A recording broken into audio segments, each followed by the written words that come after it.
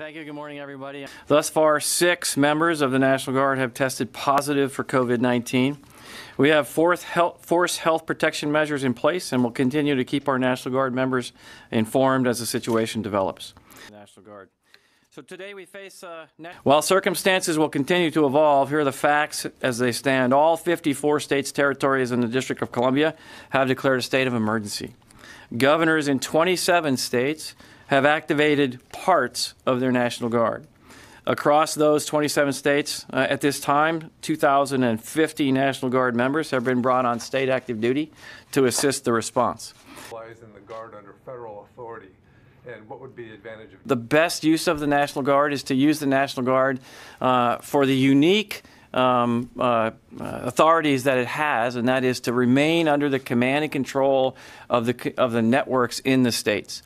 Every state has a different way to deal with disasters, and the National Guard is uniquely qualified and postured to act under the command and control of the governors in the state. And so if you were to federalize them, you would lose that ability, and you would lose some other things. For instance, a unique attribute of the National Guard is we can operate as law enforcement capacity to assist state and local law enforcement inside the states. And if you were to federalize the National Guard, then you would lose that ability to do that. FedEx is going to distribute them around the country.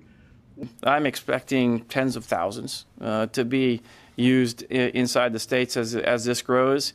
You know, and I think that states have the capacity and are planning to do those kinds of things.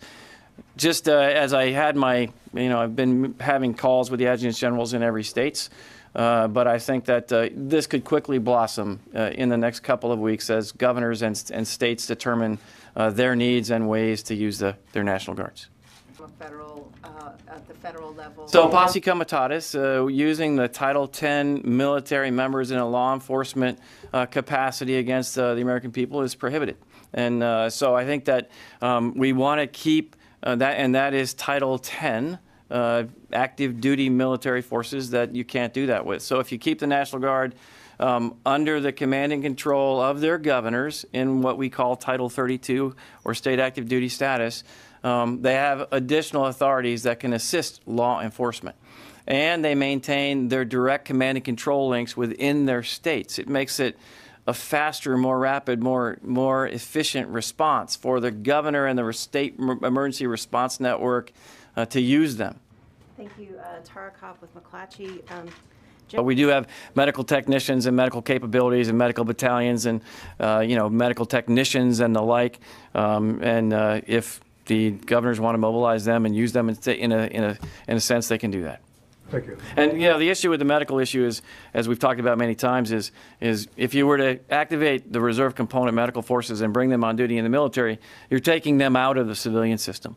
So there's a kind of a zero-sum game here with medical technicians and medical personnel. By not federalizing the Guard. There is no need right now to have 450,000 guardsmen on duty in any given state. As states need the National Guard to react to this pandemic, governors have the authority to bring them on active duty as there are tasks and purpose for them to be used. Okay, thank you all very much.